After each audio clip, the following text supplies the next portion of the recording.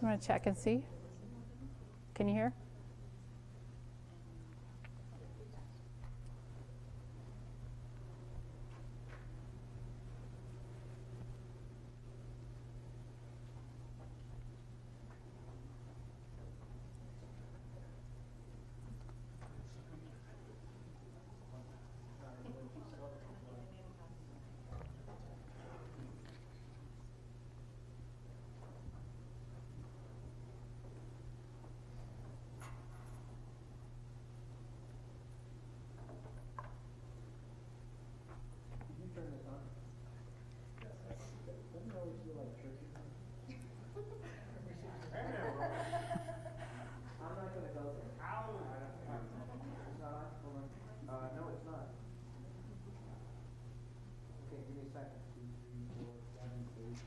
Testing, testing. Can you hear me?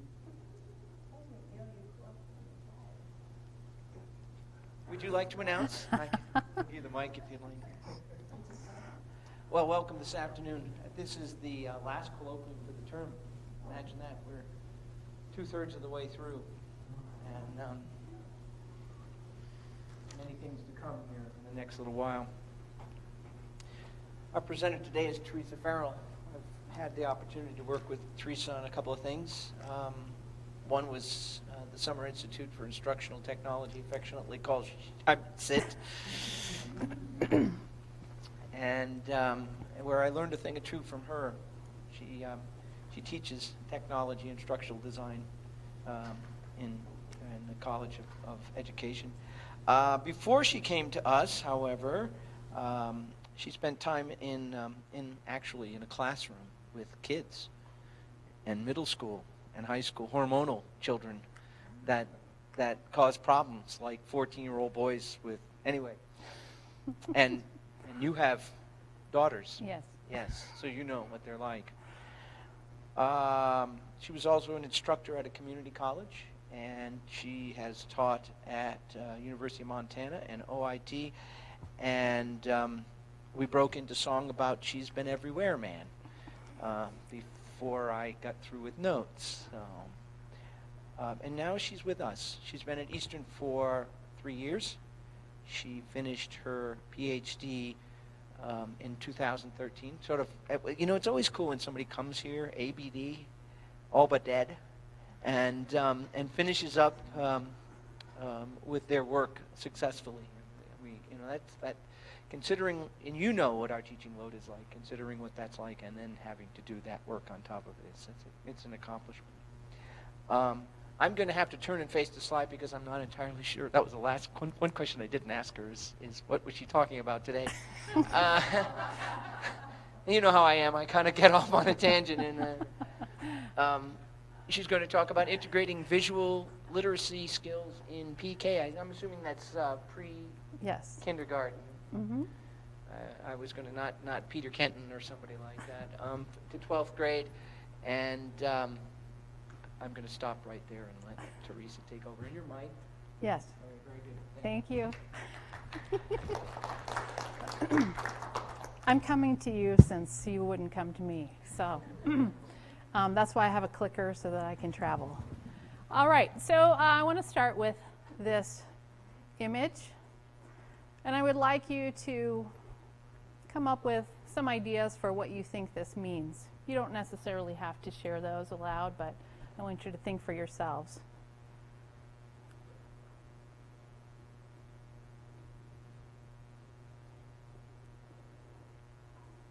So you have an idea? Okay. Comes from South Africa. Does that influence how you think about this? Makes more sense. Okay. All right. So a student contributed this to one of my classes and was discussing, is soccer a sport or a demolisher? I thought that was a really great description for that image. The government was putting money into sports but forsaking welfare of the citizens. And so in particular, HIV and hunger, those were issues that were not being dealt with while all this money was being poured into soccer. So that image has significant meaning to folks that are from South Africa. So my reason for bringing this image in is to make the point that visual literacy is really a complex system. So not only are we perceiving images, but we also have to take into consideration visual composition, historical context, inference, language of signs and symbols, rhetoric, as well as discourse. A lot of different facets go into visual literacy. So here's a question for you. How many visuals did you encounter on the way to work this morning? A few, yes? When you say visuals, could that be anything? Because I got stuck on the clouds this morning. Sure. Yep. I'm Okay. always in the clouds. But Yeah. This is just an example of maybe one of my mornings, a typical morning, some of the things that I would see. But really, images per day, we really can't calculate that. Okay, some people say, oh, we see 3,000. Other people say 30,000 because mainly our brain is continually perceiving, right? We're not giving our attention to all of those images. Our brain is just filtering through them. But today I really want to talk about the background to the field of visual literacy, the rationale for the integration into the PK-12 system, as well as some ideas for implementation. So the background, I want to cover some history, theory-based definitions, a little bit about Australia, and measurement. But I want to start with this premise, that children really develop their understanding of the visual system prior to learning how to use language. And most child experts would agree on that. So children are perceiving images, they're perceiving body language prior to being able to communicate with words. But I want to have a language approach to what I'm talking about. So I want us to have an understanding that there's really no separation between visual understanding and our ability to articulate that using language. Now this is really a Western culture notion. It is not worldwide. For instance, the Aborigines, they actually developed those two systems separately. I can't go into detail on that because I haven't really studied that in depth, but I thought that was a very interesting notion. So the beginnings, the IVLA, the International Visual Literacy Association, was founded in 1969. Okay, so it's been around a while. Most people probably haven't ever heard of this. It took them about 25 years to come up with a definition for visual literacy. And I think the reason for this is because we had people from science, education, art, psychology, all different fields that were part of this Visual Literacy Association. And how hard is it for people from all these different backgrounds to come to consensus on anything? And so this was a definition that they finally agreed on in '94.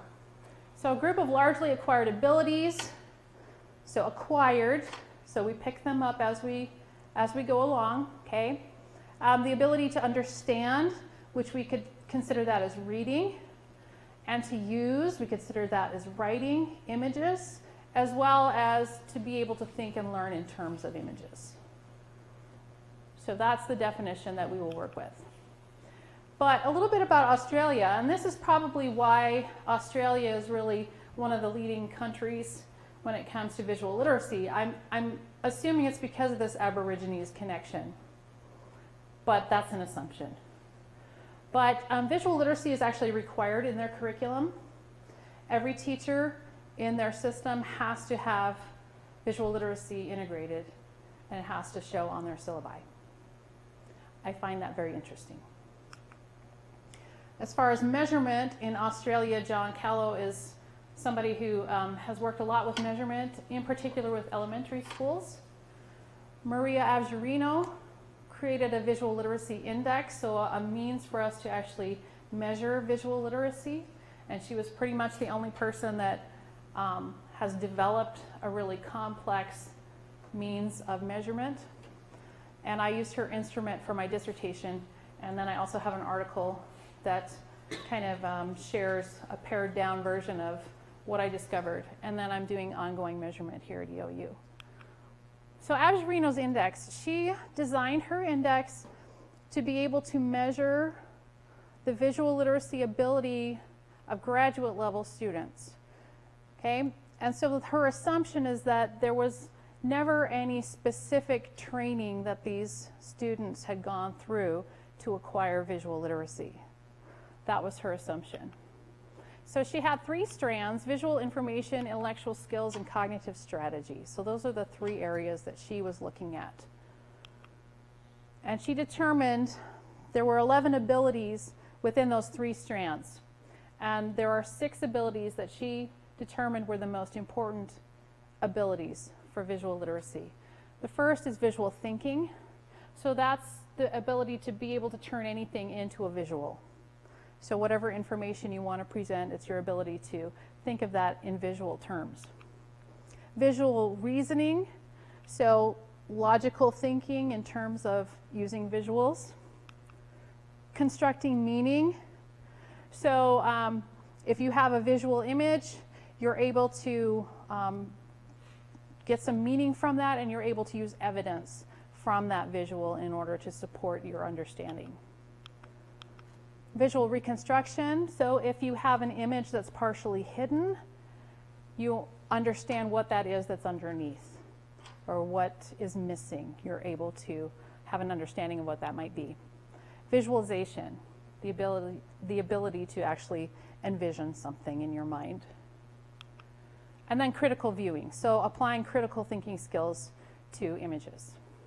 So those were the most important abilities. So what I did a descriptive study. It was a national study because I really wanted to find out across the nation what is the visual literacy ability of pre-service teachers in particular.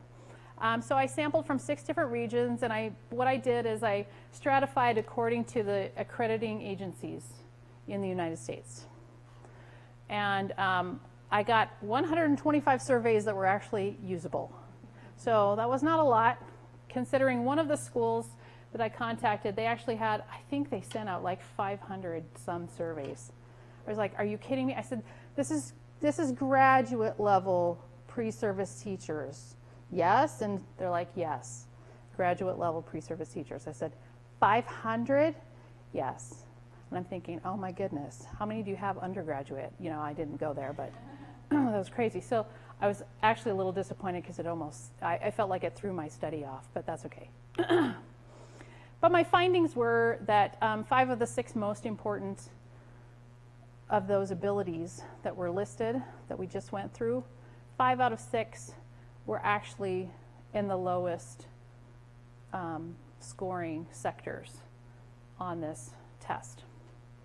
So discriminations, concrete concepts, defined concepts, rules, and higher order rules are all under the strand of intellectual skills. So I'm going to go into each one of those in a little more detail to give you some understanding of what those are. Okay, so discrimination. So 74% was the mean, so about average. So this is recognizing differences, shape, size, brightness, as well as being able to understand where a light source is coming from. So if you're looking at an image, understanding how that works. Reading body language, as well as being able to group images according to some type of a commonality. Okay, so about average. Concrete concepts. So being able to identify design principles that are being used, as well as evaluating the effectiveness of those design choices. This is the type of thing that we see commonly used in the language arts classroom as well as social studies. So a print ad is what was used on this instrument. And the lower scores were for evaluating those composition elements. Students scored higher on being able to perceive or understand what was being said, but it was really analyzing how it was constructed. So 64% was the mean. Define concepts, so classifying images as signs or symbols, and they were provided the definition. So a sign is an indicator, a hint, a clue, so it's a conventional meaning that's accepted within a community. And then a symbol has a deeper meaning to it. It is a sign, but it has a deeper meaning. And what was most interesting to me is that the lowest score was this particular sign.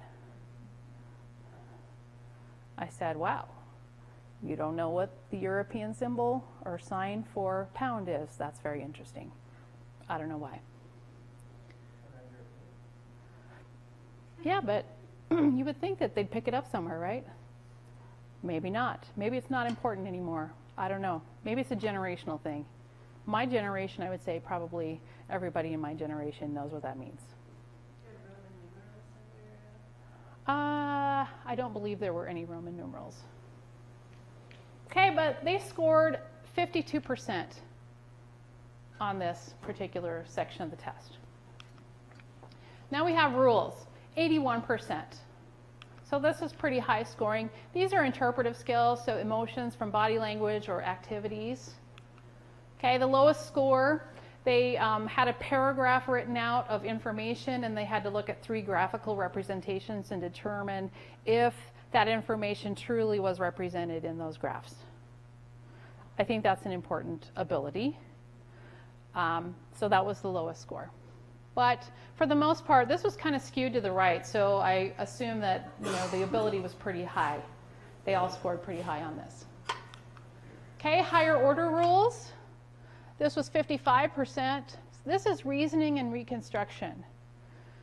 So they had to supply missing information in a sequence. There was a sequence of 5 images. So 1, 2, 3, 4, 5. Images 2 and 4 were missing. They had to determine what images 2 and 4, the information that would be included in those 2 images in a sequence. If I'm to back you up for a second, these are graduate students? These are graduate students, yes. Okay? They also had to place images on a continuum from concrete to abstract. So for instance, a photograph of a shoe versus a graphical representation of a shoe and anything that falls in between. Okay? They had difficulty being able to do that on a continuum. So 55%. So this is somewhat concerning to me as well.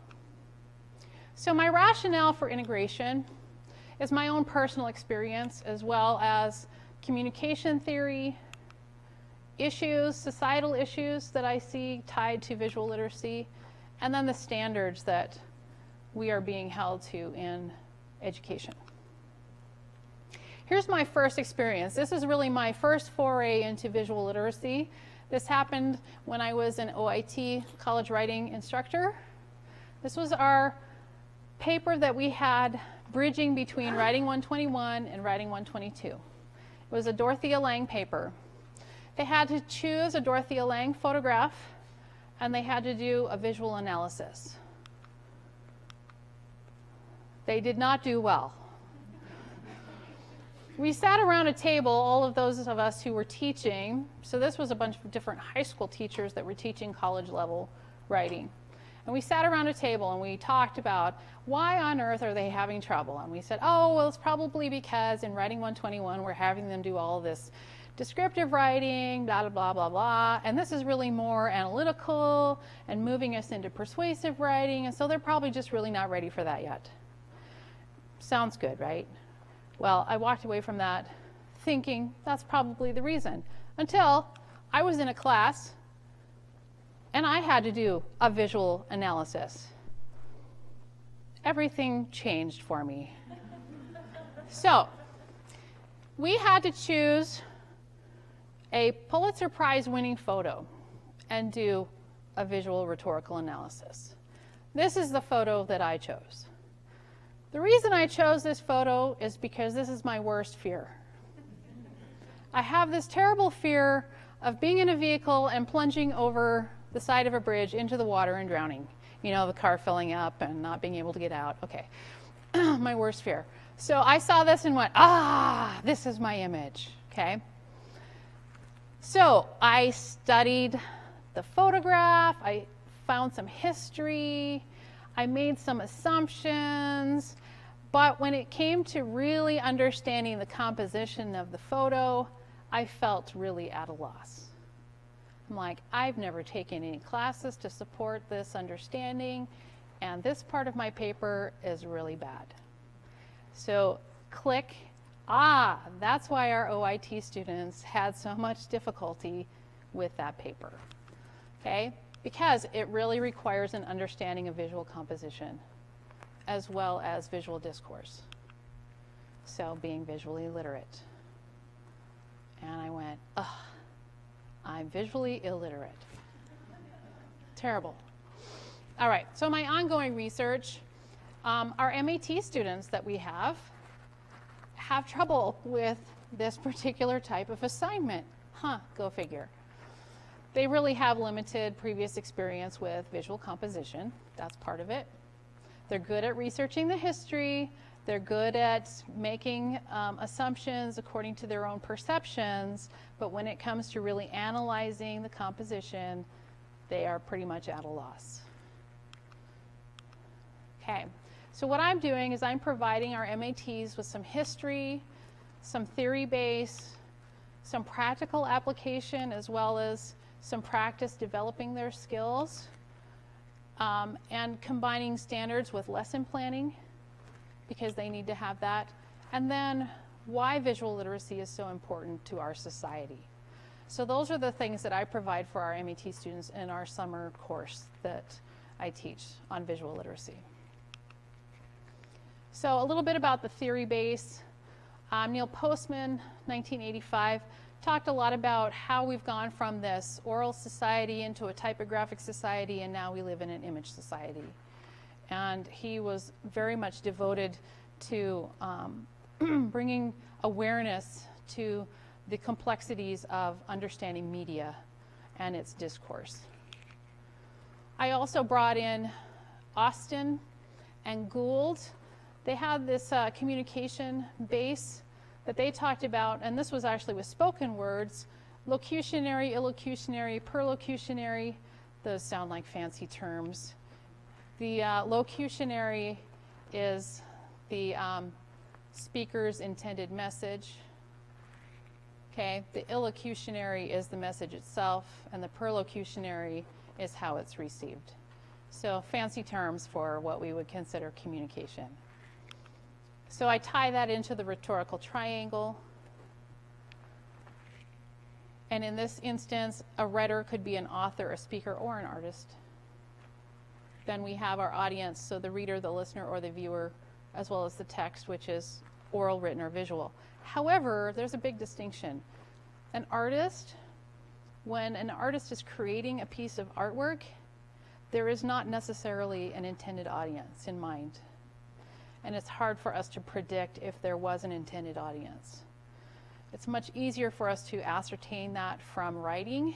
If it's a journal writing, then they probably weren't intending for the world to read it, even though we might have that available now.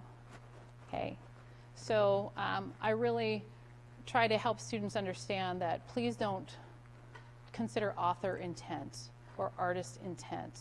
Consider your perception, what you can receive from this, but not what the intention was behind it, because that would be pretty hard to ascertain unless you happen to be able to talk to the artist and say, hey, what were you meaning by doing this?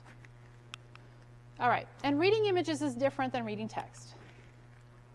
Okay, there is a link, again, between language and image. We have to express it in language, but it is not the same. Langer in 57 talked about language as being sequential. Visuals are simultaneous.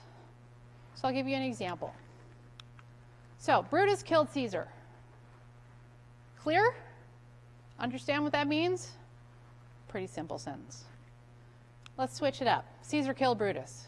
Does that mean the same thing? No. Still clear in what it means, however, right? How about killed Caesar Brutus? See, now we're sounding like Yoda. All right, so consider this versus this. What does this mean? The first thing that I would want to know from you is, where does your eye start? I'm guessing not everyone's eye starts at the same location. Okay? Your very first perception might be very different from your exploration. And your interpretation is likely to be very different from someone else's. Or how about this? Do you know where this is? Where is it? Yellowstone. Yeah. Northern part of Yellowstone. Okay. Very good. Is there anything that you can tell me, since you know where this is there anything that you can tell me about this photo that is different today?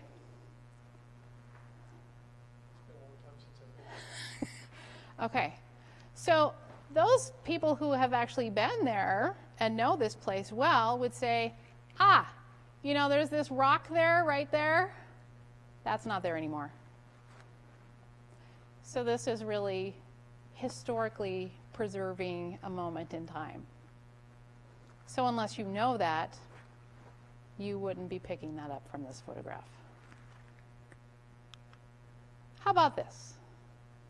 I want you to spend a moment thinking to yourself, what is this?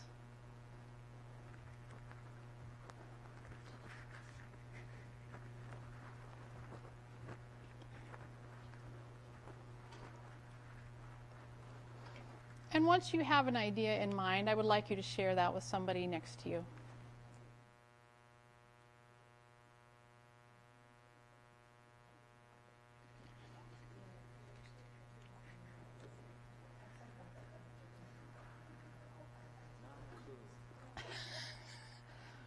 No clue? Come on.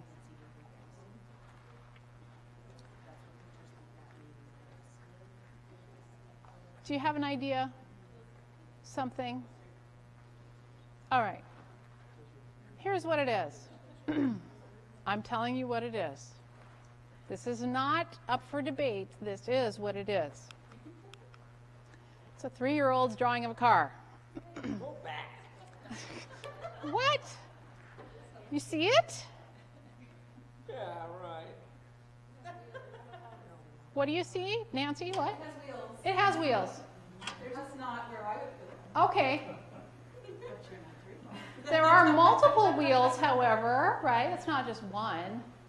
There's a window. Some are larger than others. All right. So we have the shape of the wheel, might indicate motion as well, and more than one. It's really a metaphor for a car, right? But the reason we can say for sure what it is because the author was present, right? The artist was there. They were able to ask the artist, what is this? This is a car. Okay. Very good. All right. However, you know, I've had some people look at it and go, is that like worth millions of dollars? Because, you know, it looks like one of those things that could be worth a lot of money. All right. So really, that exercise shows us that understanding that there's multiplicity of perspectives, right? States did this study. They replicated something that had been done years before in a philosophy classroom. There was a mailbox planted in the center of the students, and the students sat around and pondered the mailbox for the entire semester. And really, what they came down to is, you know, you really can't see the entire mailbox at one time. You have to get up and move. You have to open it up. Okay? There's a lot of angles, okay, a lot of perspectives from which you need to look. So this is a notion of frontality. And this is really important for students to understand in terms of visual literacy.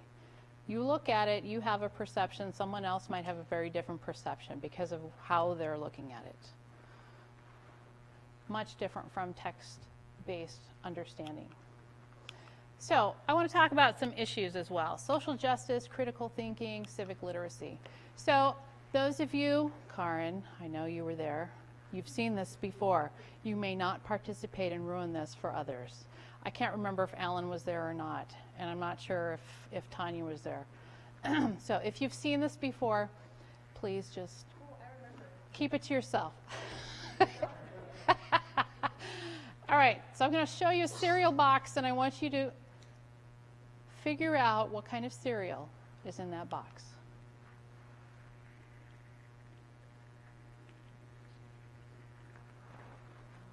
Don't talk about it, just think about it.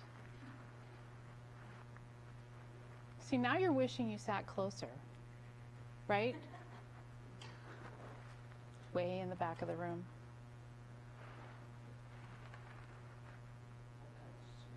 What kind of cereal is in that box? Okay, don't know. All right, I want you to share the choice with somebody around you, and I want you to share why you made that choice. Okay?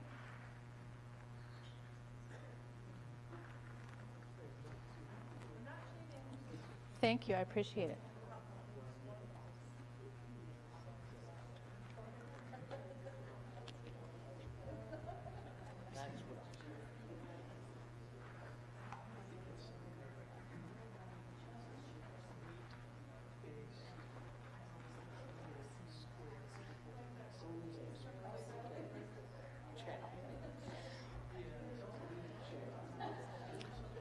Okay, you have an idea and a basis for your idea? You're pretty sure? Okay. So would you bet money on your choice? That's my first question. No? Not that confident? Okay. All right, so here we go. Ready? Yeah. Drum roll. No? Okay, so were you correct? Surprised? Disappointed? Okay.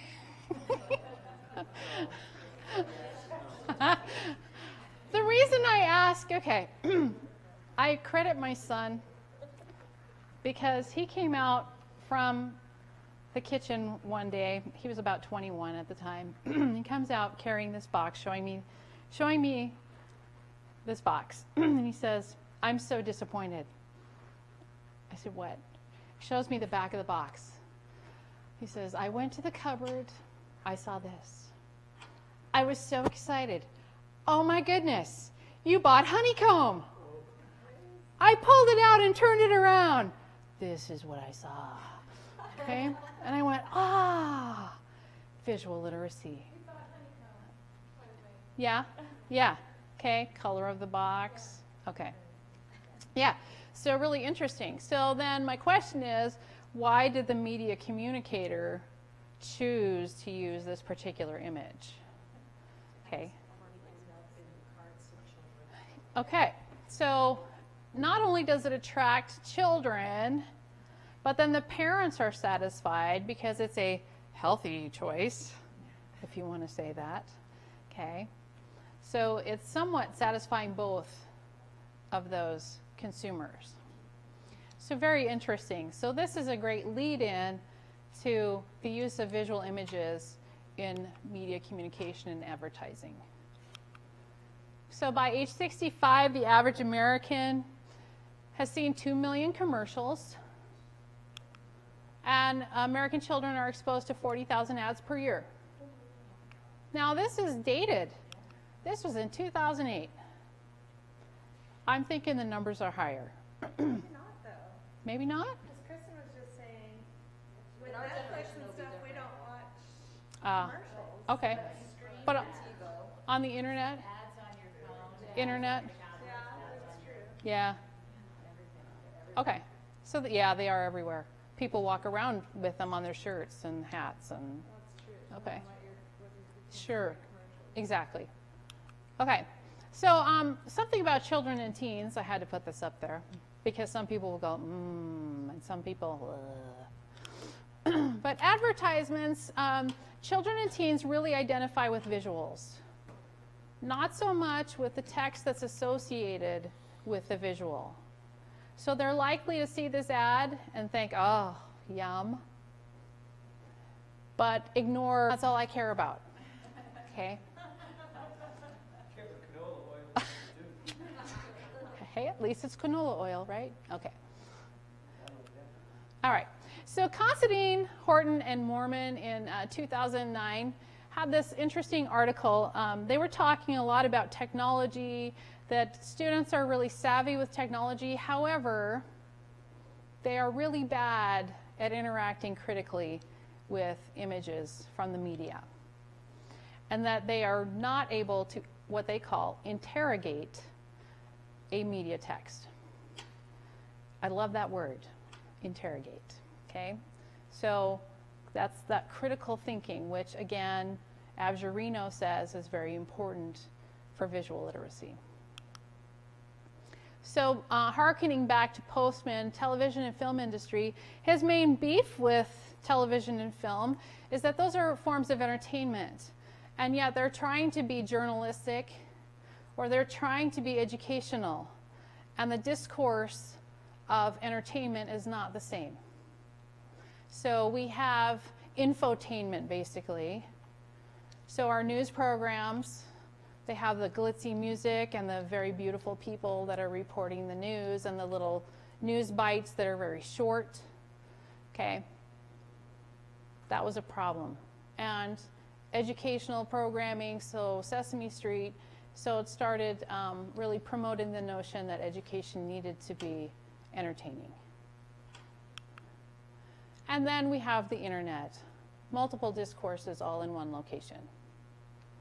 So if students are not understanding how each one of those communicates, they might be at a loss.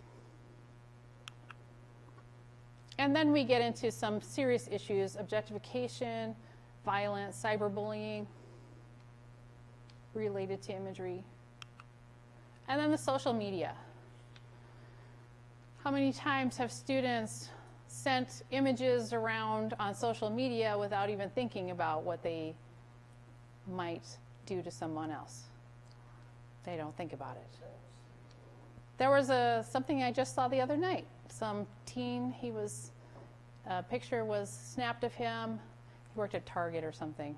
Snapped of him and went up on social media, went around like wildfire, and then he was getting cyberbullied.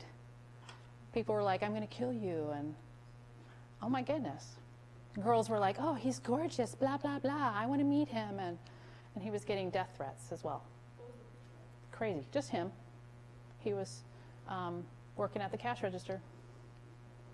So he had to stop working at Target. Just too much media attention. It's crazy.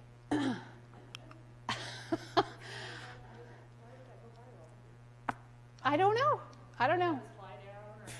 No. Nope, just a cute guy. Have no idea. It's very interesting. So, in education, we have standards. We have the Common Core State Standards, we have ISTE standards, we have the ACRL, we have 21st Century Skills, and we have INTAS standards. Oh my goodness. So in education, we have to pay attention to all of these. Pardon? Standard for abbreviation. Do you like that? Yes, I noticed that. Did you want me to write them all out? Because, I could have, but yeah, I didn't want to belabor that, okay? However, there are a lot of standards. So not only do we have to teach our students who are pre-service teachers the standards that they need to hold their students accountable for, but we also need to hold our students accountable to certain standards. So it's a standards-based system. And the standards talk about visual literacy. Some explicitly, some inferentially. So in teacher preparation, I want to promote awareness of visual literacy, provide integration into my curriculum and instruction core, as well as content literacy core. And I want them to understand where in the standards they need to hold their students accountable for visual literacy. And I also want to promote the notion that text doesn't necessarily mean typographic. It really depends on what discipline you are studying. And it's important, I think, for us to expand our understanding of what it means to be a text. Because a text might be an image. It might be a film. Okay? So I want to give you just some ideas for classroom implementation that I have shared before with students. So we'll give you an idea of the things that teachers might be doing in their own classrooms. So at a pre-reading level, reading standards are listed there. I'm not going to go into what they mean. Those of us in education know the dreaded Common Core. All right? But students could look at a picture book. These are pre-readers, right? So they look at the stories and they verbally tell the story. And then the teacher can ask questions. So the questions might be something like, why did you decide to tell that part of the story that way? Or, how do you know that happened? Then what we want to do is measure if those students are able to support what they said by what they see. So they're using evidence from the visuals. And measure their reasoning skills as well. Does it make sense, the choices that they made? Early elementary, so about 3rd grade, they could actually explore the elements of design. So like if you were taking an art class, you learn line, shading, balance, that kind of thing. Then you could ask those students to analyze pictures within a picture book for those elements. And also, because they're reading now, do those images support what the words say? So they would be sure to choose an illustrator that actually uses several of these design elements, and then assess them on their ability to name those different elements, as well as their ability to see if the images support the text. All right, middle school, so about 7th grade. You could provide them with a piece of writing, and it should be descriptive in nature. It could be a poem or a narrative or informative. And then I would have them rewrite that. So paraphrase it, checking for understanding. Are they understanding what it says? And then provide them with a picture that says essentially the same thing. And I want to give you an example. This is from The Land of Little Rain by Mary Austin. So this is 1903. There are hills rounded, blunt, burned, squeezed up out of chaos, chrome and vermilion painted, aspiring to the snow line. Between the hills lie high-level-looking plains full of intolerable sun glare, or narrow valleys drowned in a blue haze. The hill surface is streaked with ash drift and black, unweathered lava flows. So, paraphrase might be, the mountains are jagged and colorful, red and silver. They are at a high elevation. There is a barren piece of land between the hills, and it looks like this is a new lava flow. And there's a picture. Death Valley. Now, Mary Austin wrote that in 1903. It's really hard to find a color photograph of Death Valley in 1903. Impossible, because they didn't have that capability then. So I did my best. But you could have a discussion about how do they compare? Do you have a preference for one over the other? Some students might really like the image better than the text. Some would like the text better than the image. I love the text. I think her word choices are amazing. But I'm a word person. All right. And then at the high school level. This is reading as well as writing. So this was taken from a text called Picturing Texts. And this is called Picture This Representing Others. So the students are actually conducting what we call a content analysis. And so that's really a research methodology. It's very qualitative in nature. So you would be sifting through images and then coding those images according to what you see. But what they would be studying is how visual publications for their school are representing their student body. And so what they initially would do is compile a profile of their student body. So they would sit down and they would write out, you know, who is in our student body, and they would go to the office and they would actually get counts from the school records. How many do we have in this category? How many are in this category? How many in this? So they would have some hard data to use. Then they would choose 2 to 3 resources. So publications, so maybe yearbook, maybe school newspaper, online website, something like that. And they would sift through images and they would start to count what groups from our initial list are represented. And they would have a tally sheet and see how they're represented. So they could create a graph. These are the original counts. This is what we see. Okay? So then they have a comparison. They would summarize those findings in a paragraph. And then they would take a look and qualitatively analyze those resources, analyze the images, and come up with what they see happening. How are these groups represented? So are certain students represented in classrooms versus activities? So they start looking for different patterns. So they're going to analyze their findings, and they would write an article that would be published in the school newspaper or on the school website. And they would talk about what they found out, why it matters, and any recommendations that they would have. So it really is a research project, but a visual research project. Very, very different from much of what we asked them to do. All right. So my premise and my main point is that in order for us to really have a visual literate society, it needs to start with teacher prep, because that's the way that we'll get it into the classrooms and into our society. So teacher preparation in visual literacy, as well as for those teachers that are already practicing some type of professional development opportunities, purposeful PK through 12 instruction from those teachers, and then also parental involvement.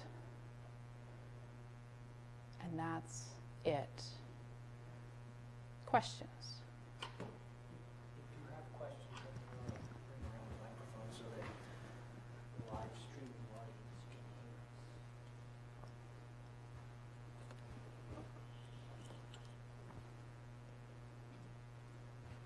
I'll ask a question. Okay. Aside from the other ed faculty here, most of us teach at a level higher than 12th grade. Is there a place for visual literacy in university students? And Yeah. How do you see that? So if you look at the ACRL standards, those are written specifically for college level students. And so I would go to that resource in particular and see, it says the visually literate student will be able to. And so it spells out all of the things that those students are supposed to be able to do by the time they're out of college. And it seems to me that the exercise and the assessment that you did for high school, there's a lot of application there. For instance, in a business course, you might have them gather data on different types of businesses in an area, and then identify the sort of the demographics of people and maybe the pay level of those people, and see whether or not there's any discrepancies between what should happen and what is out there. Yeah, and Or between rural and urban. yeah, marketing in particular, Yes. I think it fits really well with. But the other thing, the thing that I talk to our students about is think about your subject area. What are the visuals that students must engage with in your subject area? And so if you think in those terms, are they reading graphs? Well, if they're reading graphs, then you better make sure that they understand how to read a graph. And if they don't have those skills, then you need to teach those skills to them. So I think the same applies for anyone that's in post-secondary. If you have students in your class and they're needing to be able to do something and they don't have that skill, you're going to have to do something to teach that skill. Yeah. Anyone else?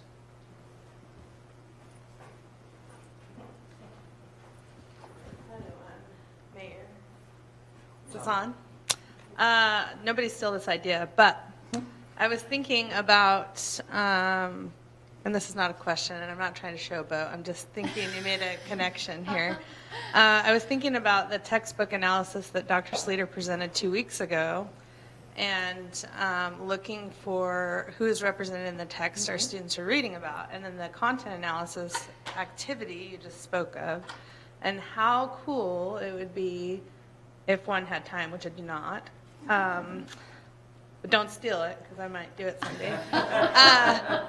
If one were to, and you could do this in any content area, but I'm thinking pre-service teachers analyze a specific subject area of the state-adopted textbooks and do the textbook analysis as part of that content analysis, and who's represented and why and what messages is that sending. I think that would be really cool. So I like that. And if I wasn't already so far in my dissertation, that would be great, because I already have a framework, but no way. We'll do that study together somewhere down the road when you're done with that. Okay. Anyone else? Jim? Also, I don't have a question, but just a couple of thoughts. You're talking about the connections with advertising, and it just made me think that our textbooks, at least in languages, they're just so packed. I mean, they're just, they're kind of like the internet, where there's just so many images, and we're put in the position of always unpacking and figuring out what we want to use, and just how, you had that slide up about how many images do we get bombarded with in a day, and I don't know, does everyone agree their textbooks have just gotten so busy and so cluttered, and I'm not sure what's going to be after this, because there's no more room in these textbooks. But the other thing is that I've been asked to rethink about the Spanish minor, and so I've been thinking about creating a series of literacy courses, and I'd love to talk to you guys more about that, because I had a student this quarter or this year that finally confessed to me that she couldn't read. Speaks perfect Spanish, grammar is great, but comprehension is very little. And I thought, well, what kind of, how can I best serve my students, but to teach them how to read a variety of texts, including visual, film texts, and printed texts of different kinds. So I've just recently put that out there, and would love to talk to my ed colleagues more about that. So. Anyone else?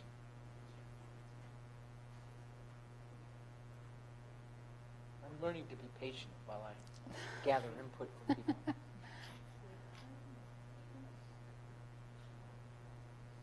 It doesn't work during council meetings. I just want to rush us through. Well, if there's no other questions, if no other comments, then let's give Teresa a hand for her presentation.